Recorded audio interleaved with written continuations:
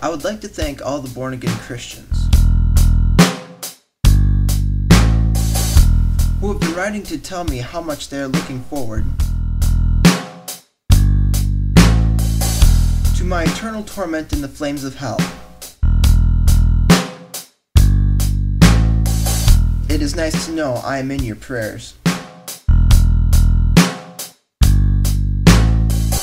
Explain something to me. If a Christian is someone who has accepted the grace of God and allows Christ to live through them, why are things like this being said? Whatever happened to love your neighbor as yourself? Have we forgotten that, as God's chosen people, holy and dearly loved, clothe yourselves with compassion, kindness, humility, gentleness, and patience? Do you hear compassion, kindness, or patience in the words we Christians have said? Jesus said, "You have heard it said, love your neighbor and hate your enemy. But I tell you, love your enemies and pray for those who persecute you." Have you prayed for an enemy today? But if I am a Christian, why do I care about this? Don't I think that all those who think differently than me should be shunned and put as far away from me as possible? Of course not. I am no better than anyone else. My belief in God doesn't make me a better person than those around me. This is the biggest misconception about Christians. But why is that? Because there are some Christians who don't realize what they are doing, that they are seen as non-Christian Christians. They spend their time condemning those around them, kicking the feet out from under those they are to be helping.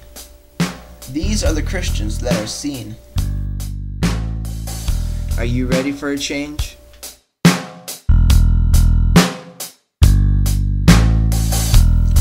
I would like you to think about the story of the Good Samaritan. A man walking on the side of the road was mugged by thieves. After they mugged him, they left him on the side of the road to die. Two righteous religious people came across him and quickly walked on by. They were too busy engrossed in their own worship that they didn't have time to help this man. But then a Samaritan, a known enemy of the mugged man, sees him and stops to help. This is my question. Who are you? You may be the religious man who walks right on by those in need, the man so preoccupied with being holy and religious that you will have forgotten the fallen man. You may even be the fallen man, the man who has been beaten up by life and left to die, the man who has watched those who should help walk right by you, and now you feel utterly alone. But I tell you what, there are very few people who are the Samaritan. There are very few people in this world who will stop and care for their own people, let alone their enemies. So honestly, who are you?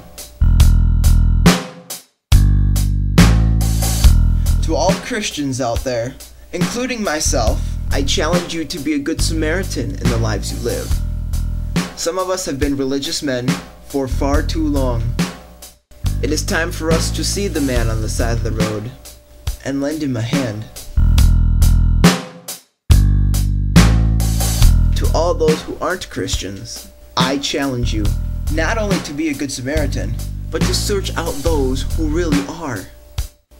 If you find a true Christian, he will be the one who is there for those who are in need, the one who gives kindness and love where none seems deserved, the one who makes you ask, why do they love others so much?